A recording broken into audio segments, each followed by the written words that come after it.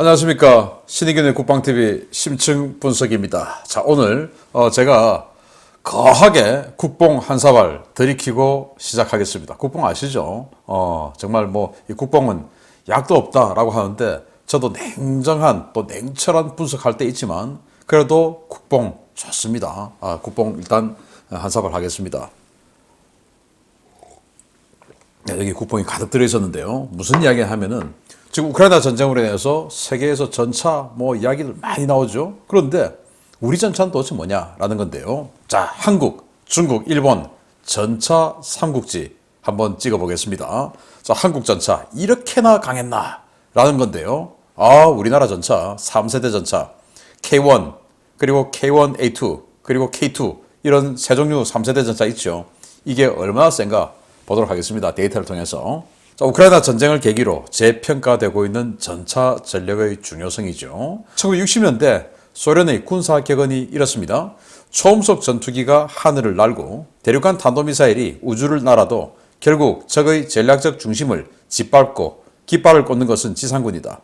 무기체계가 아무리 발달해도 지상군, 그 지상군의 핵심 전력인 전차의 중요성은 전혀 줄어들지 않는다. 이렇게 소련이 주장을 했었습니다. 그래서 당시 소련 그리고 바르샤바 조약기구의 공산군들은 전차를 5만 5천 대 갖고 있었어요. 반면에 나토는 한 2만 3천 대밖에 안 돼가지고 전차 전력이 아주 불균형이었던 시절이 바로 냉전 시절이었는데 이번 우크라이나 전쟁 초기에 러시아 전차들이 우크라이나의 제블린 또는 AT4 이런 엔로우 이런 대전차 무기, 휴대용 보병 대전차 무기의 판판이 깨지면서 이제 전차의 시대는 갔다. 이런 이야기들이 많았습니다. 그런데 전쟁이 장기화되면서 보니까 결국 적진을 돌파하고 무너뜨리고 하는 데는 전차 외에는 없더라. 라는 상황인 것이죠. 전차가 적의 보병 휴대용 대전차 미사일에 취약했던 점은 있지만 그래도 결국은 전차가 있어야만이 적진을 돌파하고 점령지를 넓혀가고 또 포위 섬멸하고 이런 작전들을 할 수 있다라는 거죠. 우리 한국에도 지금 얼마 전에 국방장관 했던 송영무라는 사람이 있습니다. 해군 참모총장 출신이죠. 이자가 지금 현대전에 전차가 무슨 필요 있어? 하고는 K2 확 잘라버리고 그래서 내가 아파치 많이 사줄게 하고는 K2를 확 잘라버리더니 또 아파치는 사주지도 않고 이런 희한한 자가 있었는데 정말 이 우크라이나 전쟁을 보면서 송영무 같은 자는 좀 반성 좀 해야 됩니다. 전차가 필요 없는 상황이냐? 말이 안 되죠. 그래서 전차. 자, 그래서 서방 세계가 레오파르트 2 A4 전차, 독일제죠. 그리고 미국의 M1A2 에이브람스 전차, 영국의 챌린저 2 전차 이런 것들을 마구마구 준다고 하고 그러니까 러시아가 지금 바짝 쫄아 있고 그래서 제가 지난주에 심층 분석을 통해서 서방제 전차, 레오파르트, 또 챌린저 2, 또 에이브람스, M1A1 M1A2 이런 거 하고 러시아 전차 T-72, T-80, T-90 이런 것들을 전력 비교를 해드렸던 적이 있는데 자 그러면은 우리 한국의 이 신인균의 국방TV 구독자 여러분들께서 자 우리 전차는 어떨까? 라는 생각을 할 수 있죠. 여기에 대해서 제가 궁금증을 풀어드리는 시간을 가지도록 하는 겁니다. 자 외신들 특히 포린 폴리시가 세계 최고의 외교 전문지죠. 그 포린 폴리시가 한국 전차가 유럽 시장을 휩쓸 것이다 라고 특집 기사를 냈는데 그 휩쓸 것이다 라고 하는 전차가 바로 K2 전차입니다. 자 그러면 K2 전차를 가지고 있는 한국의 전차 수준은 어떨까? 한국이 가지고 있는 K2, K1A2 그리고 K1E1 이런 세 종류의 전차의 성능 그리고 주변국의 능력 주변국 전차의 능력 이런 거 한번 비교해 봐야 되지 않겠습니까? 그래서 우리 한국은 K2입니다. 그리고 K1A2 역시 120mm 활강포의 K1A2죠. 그리고 K1 과거 88 전차라고 불렀던 1987년도에 데뷔한 K1 그걸 이제 업그레이드를 해서 요즘 K1E1이라고 불러요. 그리고 K1E2도 준비하고 있습니다. 한국은 개량 잘 안 하는데 이 전차는 또 제법 개량 잘하고 있습니다. 자 그래서 우리 한국의 K2 K1A2 그리고 K1E1에 대항하는 중국의 99식 그리고 96식 96식은 중국의 수적 주력입니다. 125mm 활강포를 가지고 있는 3세대, 3.5세대 전차라고 억지 주장하고 있는 한 2000대 이상 있고 99식은 세계 최강의 전차라고 중국 스스로 주장하고 있는데 요거 1000대 넘게 있습니다. 그래서 우리 사람 탱크가 최고다 해 라고 하는 이 중국 전차들. 그리고 일본은 90식 전차죠. 우리 한국의 K1A2하고 비슷한 시기에 또 120mm 활강포를 장착했던 바로 그 90식 전차. 그리고 이거 이제 341대 있는데 이거 조기 퇴역하고 10식 전차 지금 벌써 만들었는데 이 10식 전차 이런 걸로 다 간다고 하지 않습니까? 그러면은 다 3세대, 3.5세대 전차인데 이 일본의 90식, 10식 우리도 어디 가서 안 밀리문이다 라고 하는 이 전차들 10식이 한 100대, 90식이 341대 그리고 우리 K2는 한 300대 그리고 K1A2가 484대 그리고 K1, E1이 1037대. 그래서 우리 한국은 한 1800대 정도의 3세대, 3.5세대 전차를 가지고 있는 엄청난 전차 강국이에요. 자, 그래서 북한도 우리 천마호 있는데 선군호 있는데 껴달라 하면 안 되겠구만 기래. 저는 찌그러져 있겠습니다. 그래. 하고 이건 뭐 상대가 안 되죠. 스쳐도 죽는 거예요, 이거는. 자, 그래서 한국, 중국, 일본의 전차들 우리 한국은 세 종류, 중국 두 종류, 일본 두 종류 각각 비교해 보겠습니다. 간단하게 하겠습니다. 자, 전차 없는 서러운 군대. 그렇게 해서 6.25 때 초반에 뭐 어마어마하게 짓밟혔죠. 그런데 지금은 세계 최정상의 기갑 강국이 되었습니다. 한국의 K2 전차. 스펙을 보면 길이가 7.5m, 폭은 3.6m, 그리고 전투 중량은 55톤입니다. 엔진은 두산에서 만든 국산 1500마력 엔진도 있고 MTU 독일제 엔진도 있어요. 1500마력입니다. 최대 속도는 시속 70km. 자동 장전 장치가 있어서 이 탄약수가 없어요. 그래서 3명이 전차를 운영을 합니다. 전차장, 포수, 조종수 그렇게 있죠. 주무장은 55 구경장의 120mm 활강포입니다. 우리가 독자 개발했죠. 그래서 이 55 구경장의 아주 긴 포신이기 때문에 포구 초속이 더 빨라졌어요. 그래서 운용 탄약은 K279라고 하는 날개 안정 철갑탄을 운영을 하는데 이 탄심은 텅스텐이에요. 이거 가지고 쏘았더니 RHA 그러니까 균질 아변 강판 기준으로 770에서 850mm의 관통력. 770은 아주 보수적으로 잡은 숫자고 850은 좀 러프하게 잡은 숫자고 그런데 770에서 850mm의 강력한 관통력을 가지고 있고 부무장으로는 7.62mm 기관총 그리고 12.7mm 기관총 있고요. 장갑재는 모듈식 복합 장갑 그리고 비활성 반응 장갑. 러시아 전차 보면 뭐 벽돌 같은 거 덕지덕지 붙어 있죠. 그게 폭발 반응 장갑입니다. 그게 뭐냐면은 적의 대전차 고폭탄이 날아옵니다. 그래서 메탈 제트를 확 뿜어내는데 이 폭발 반응 장갑이 터집니다.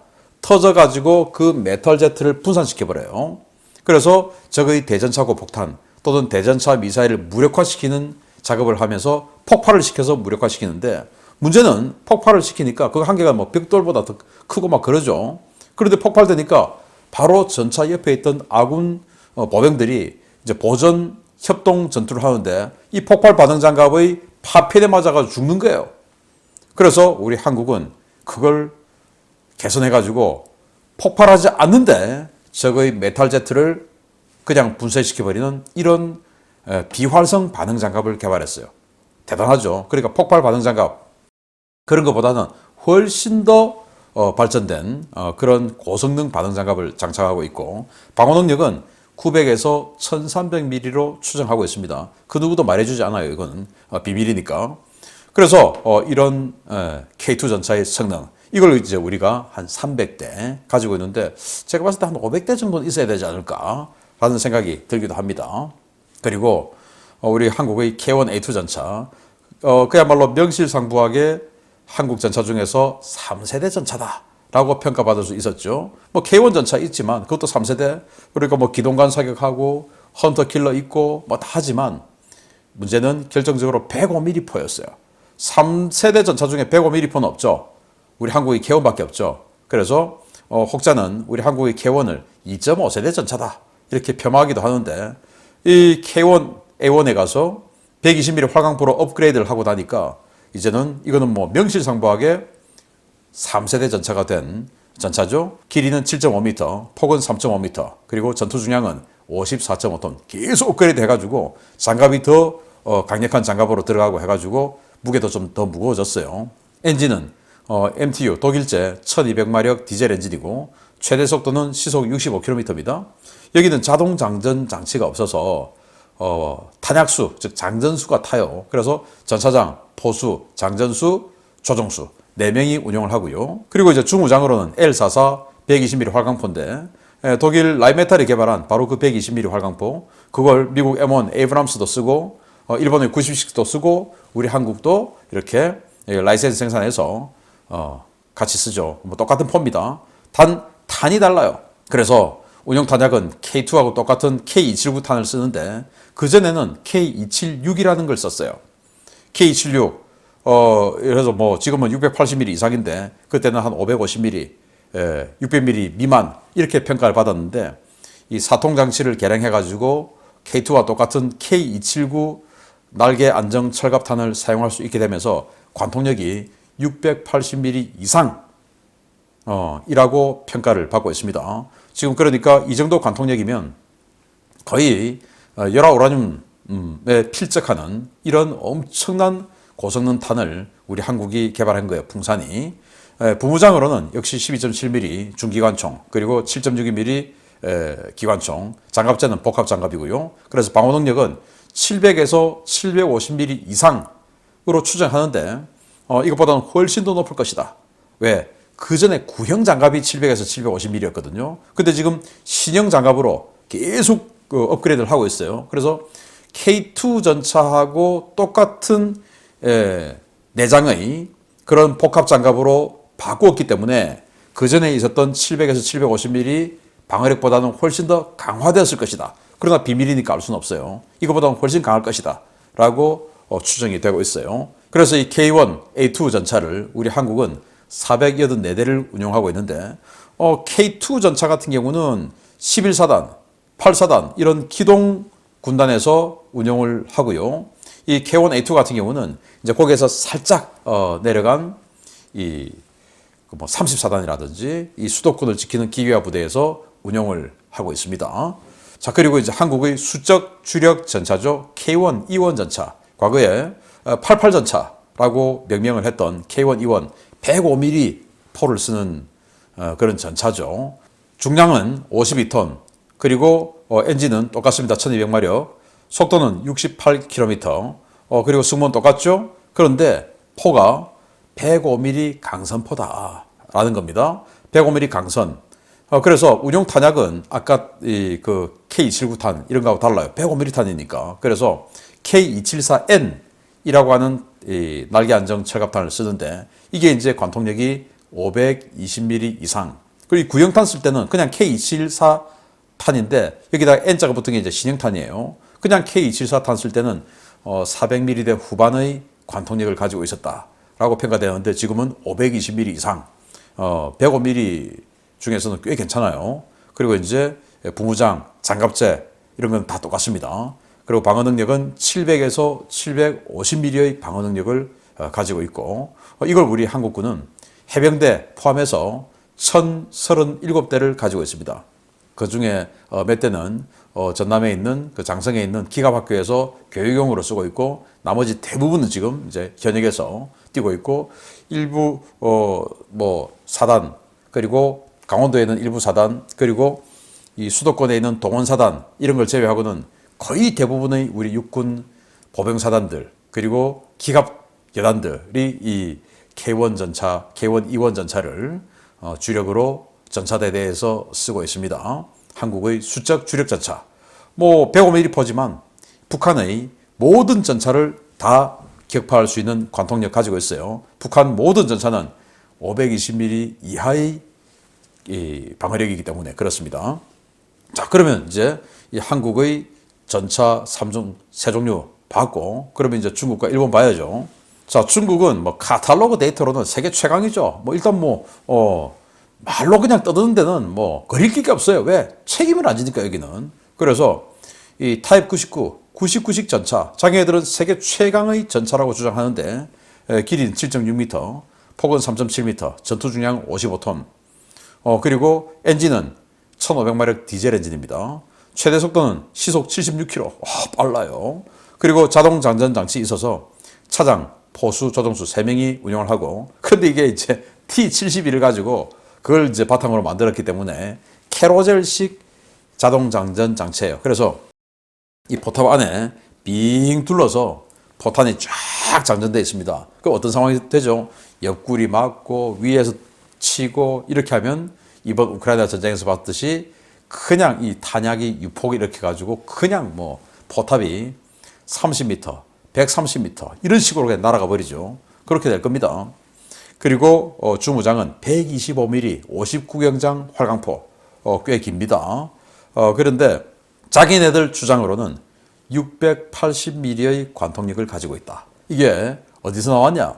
워썬더라고 하는 러시아의 이 전투, 군 전투 온라인 게임이 있어요. 여기에서 이 99식 전차가 너무 약하게 평가되어 있길래 중국 기갑 장교가 열받아가지고 자기네들 교범을 까버렸어요. 거기다가. 그게 보니까 이제 날개 안정 철갑탄의 관통력이 680mm다. 거기 딱 적혀 있는 거예요. 그래서 중국 측 내부 자료에 따르면, 그것도 비밀 자료에 따르면 680mm 이제 들켜버린 거죠.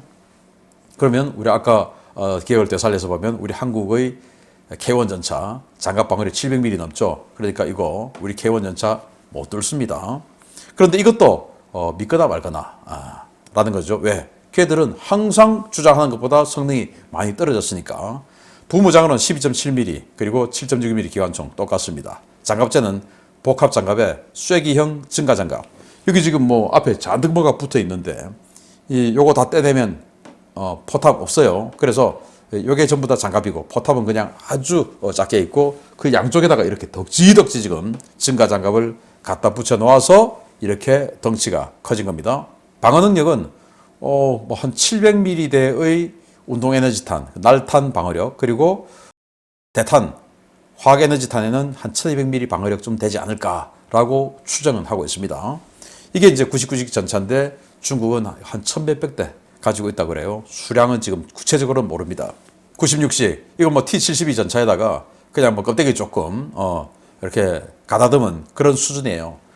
탱크 바이애슬론이라고 러시아에서 매년 하는 탱크 경연대회 있죠. 거기에 T72 전차 가지고 하는데 중국은 우리는 96식 이거를 할래 해가지고 우겨가지고 갖고 간 게 바로 96식 B 이겁니다. 근데 작죠. 길이는 6.3m, 폭은 3.4m, 전투 중량 43톤.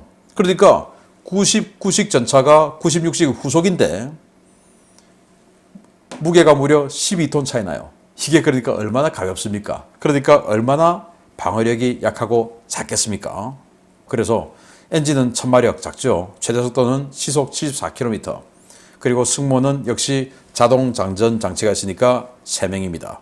그리고 역시 이제 활강포 125mm 활강포인데 아까 99식은 59경장, 여기는 48구경장. 그러니까 이 99식보다 포신 길이가 5cm 짧아요. 그 5cm 때문에 탄은 또 공유가 안 됩니다. 아주 뭐 복잡한 구수지원 체계죠. 이 탄 96식이 쓰는 125mm 탄을 99식이 못 쓰고 99식 탄을 여기서 못 써요. 바보 같은 거죠. 운용탄 가지고 600mm 관통력 가지고 있다. 추정, 믿거나 말거나. 그리고 이제 장갑재는 복합장갑, 쐐기형 증가장갑. 그리고 방어 능력은 700mm의 날탄 방어력, 그리고 1000mm의 대전차 고폭탄 방어력을 가지고 있다라고 그들이 주장할 뿐인, 실제로는 말이 안 되는. 왜냐? 이 99식이 말이죠. 700mm, 1200mm 이렇게 1200mm의 방어력이다 라고 이야기하는데, 이게 2000년대 말에 자기네들이 중국이 HJ-10 대전차 미사일을 가지고 관통 시험을 해봤습니다. 그런데 그 HJ-10 대전차 미사일이 알려진 스펙, 그들의 주장대로는 900mm의 관통력이에요. 그런데 그것도 더 뻥일 가능성이 높죠. 900mm 안 될 가능성은 높죠. 그런데 여기는 방어력 1200mm다 라고 했는데 그 900mm의 관통력이라고 주장하는 HJ-10 중국제 대전차 미사일 가지고 전면장갑 때렸는데 뚫려버렸어요. 그럼 뭡니까? 900mm 안 된단 말이고, HJ-10도 사실은 관통력이 900mm 안 될 건데 900mm라고 주장하는 그 미사일 맞고 이 1200mm 방어력이라고 하는 게 뚫려버렸으니까 사실은 800mm도 안 될 것이다. 그것도 대탄 방어력이. 그럼 날탄 방어력 600mm야. 뭐 그렇게 봐야 되겠죠. 중국은 뭐 이만 이랬다면 거짓말이니까. 그리고 일본 전차 한번 보겠습니다. 7.5m의 이 길이, 3.3m의 폭입니다. 무게는 50.2톤. 90식 전차 이건 1500마력 디젤 엔진이에요. 그리고 우리는 이 비슷한 무게에 1200마력인데 여기는 1500이니까 속도도 빨라요. 뭐 나름 좋죠. 그런데 자동 장전 장치, 서방제 전차 중에서는 최초로 자동 장전 장치를 붙여서 3명만 이렇게 운용을 할 수 있는 전차가 되었고요. 우리 K1A2하고 똑같은 44구경장 120mm 화강포를 갖다 붙였고, 그런데 탄이 너무 후져요. 독일제 구형탄을 바탕으로 자기네들이 만들었는데 관통력이 500mm밖에 안 됩니다. 그리고 무장은 뭐 부무장은 똑같고 장갑제는 복합 장갑인데, 그러다 보니까 방어 능력이 운동 에너지 탄에 500mm밖에 안 되고, 대탄에는 뭐 공개되지 않았는데 500mm 방어력이면 우리 K1 전차의 105mm 탄에도 뚫리죠. 완전히 바보 같은 이런 방어력이에요. 이걸 이제 341대 가지고 있는데 자기들도 이거 도저히 이거 가지고는 전쟁 못하겠다라고 판단 들었는지 지금 뭐 10몇 년, 20년도 채 안 된 이 전차를 전부 다 조기 퇴역시키겠다라고 발표했습니다. 겁나는 건 알죠. 이거 가지고는 전쟁 안 됩니다. 그래서 만든 게 10식, 2010년도에 개발한 10식인데 그럼 이건 또 뭐 더 낫냐? 아니에요. 보시다시피 더 작아졌어요. 길이 20cm 줄었고 폭 20cm 줄었고. 그럼 어떻게 됩니까? 20cm 뭐 별거 아닌 것 같아도 그 사실 엄청나게 큰 작용하죠. 일본 사람들 덩치도 안 큰데 전차장이 이렇게 커 보입니다. 네, 이거 무슨 경전차죠. 48톤. 그것도 최대 장갑 다 갖다 붙여가지고 48톤. 그래서 무게가 줄어들다 보니까 엔진도 1500마력이었던 90식에서 1200마력으로 다운사이징 했습니다. 승무원 역시 3명입니다. 그리고 포는 뭐 그대로예요. 똑같은 거예요. 그렇게 해서 이 포탄은 조금 더 개량했습니다. 그래서 600mm의 관통력. 90식은 500mm 관통력인데 이게 600mm 관통력. 그리고 장갑제는 모듈식 세라믹 고경도 탄소 나노 장갑. 아우 복잡해. 그렇게 해서 운동 에너지 탄에 700에서 900mm의 방어력을 가진다라고 하는데 이건 뭐 사실은 21세기에 만든 전차라고 하기에는 너무 약하죠. 자, 이렇게 해서 일본 전차 요거 이제 한 100대 정도 있습니다. 다 살펴봤는데, 자, 그러면은 이 한중일 3국의 전차 중에서 어떤 전차의 펀치가 가장 강할까?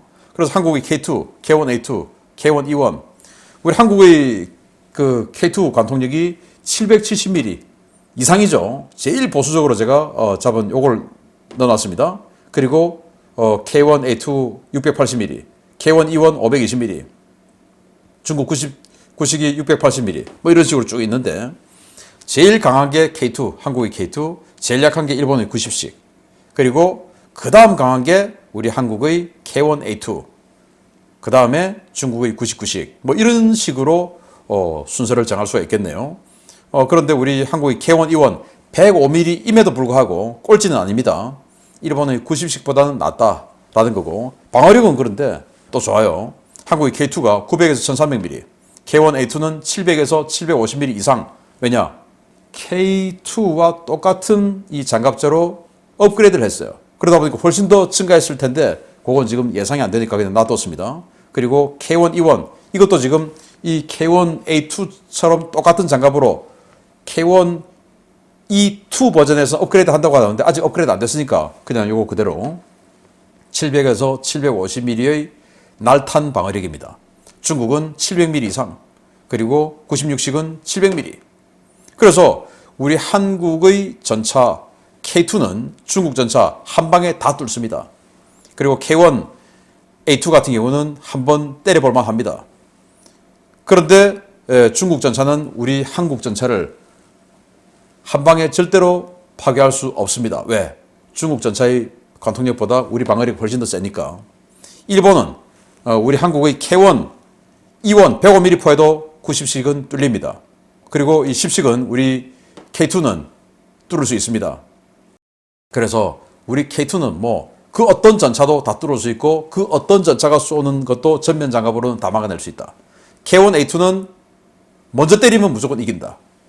그리고 K1E1은 90식 그리고 96식에는 무조건 이긴다. 라는 그런 엄청난 성능이죠. 그래서 전체적으로 봤을 때 랭킹 1위는 한국의 K2, 2위는 K1A2, 3위가 이제 중국의 99식 그들의 주장하는 스펙이 맞다면, 근데 거짓말 가능성이 높지만 뭐 이런 순서다라는 겁니다.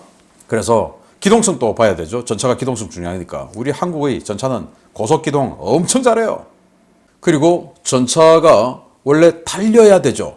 달리면 기동성 중요하죠. 그래서 이 한국의 전차 고속기동 능력 아주 좋습니다. 제가 승진 훈련장에서 우리 K1 전차 뭐 달리면서 쏘는 거 봤는데 정말 뭐 이 뒤에 이 안테나 보이지 않습니까? 이 안테나가 이렇게 넘어가도 달리면서 쏘는데 그래도 명중합니다. 어마어마하게 빨리 달리면서 쏘는 그 모습도 많이 봤고요. 또 승진 훈련장에서 이 사격 훈련을 하고 전차들이 쫙 진격을 합니다. 진격해서 저기 끝에 한 2.5km, 3km 전방까지 쭉 가고 이제 적진 다 점령했다 하고 돌아오면 이제 휴식이죠. 돌아올 때는 끝내주게 빨리 옵니다. 빨리 와서 휴식해야 되니까. 정말 뭐 미친 듯이 빨리 오는데도 고장나는 거 한 번도 못 봤습니다. 그런데 중국 전차 99식, 96식 이런 거 탱크 바이오슬론 가서 계속 매년 이렇게 보기륜이 빠집니다. 궤도가 빠지는 게 아니라 그냥 보기륜이 튀어나가 버려요. 얼마나 대충 만들었으면. 이거 이제 불룩불룩 이렇게 어떤 이런 데를 이제 지나가는 테스트를 하는 곳인데 갈 때마다 보기륜이 빠져요. 그래도 우리 창원에 현대 로템 공장에 가면 이거 있습니다. 쫙 지나가는데 그냥 수룩 지나가 버려요. 한국 전차들은. 그만큼 잘 만들었어요. 근데 일본 10식 전차, 최신 전차죠. 아베, 지금 같지만, 이 아베 총리까지 있는 이 상황에서 확 급선회하다가 궤도가 빠져버리네요. 이런 식으로 이제는 신뢰성까지도, 기동에 의한 신뢰성까지도 한국이 최고더라. 라는 걸 저는 또 현장에서 봤습니다. 또 이것도 제가 지낸 거 아니고 다 그냥 매년 이러고 있으니까 보기는 바퀴가 빠진다는 거죠. 그래서 한중일 전차 삼국지 전시가 되면 그럴 일은 없겠지만 중국하고 한중 전쟁이 벌어진다. 한국의 기갑군이 모두 쓸어버린다. 일본하고 붙는다. 그냥 완전히 압살한다. 라고 자신 있게 이야기할 수 있습니다. 국뽕 이거 아니라도 객관적으로 평가하실 때 그럴 수밖에 없다라는 거고, 거기다가 우리 K2 전차는 능동 방어 장치까지 달려 있죠. 저기 대전차 미사일 쏘고 이런 것들 막아내고 격추시켜버려요. 이런 능력까지 가지고 있는 한국의 K2 전차. 그러다 보니까 전 세계에서 승승장구 할 수밖에 없지 않나라고 생각이 들고, 이 K2 전차만 있는 게 아니고 K1A1 이제 그게 발전돼서 K1A2로 부르고 있고, 또 지금 K1A3를 준비하고 있고, 또 K1E1 105mm 포, 이건 지금 K1E2를 준비하고 있는, 계속 업그레이드를 하고 있는 한국의 전차. 정말 자랑스럽습니다. 현장에서 보면 정말 멋져요. K1 전차. K2 전차는 더 멋지고요. 오늘 한국, 중국, 일본 3국의 주력 전차들 전부 비교를 해드렸는데, 한국 K1A2 그리고 K2 이 두 개의 전차가 1등, 2등, 그리고 K1E1은 105mm에 불과하지만 그래도 중국과 일본의 로우급 전차는 훨씬 더 강하게 짓밟을 수 있다라는 결론을 내드렸습니다. 마치겠습니다. 감사합니다.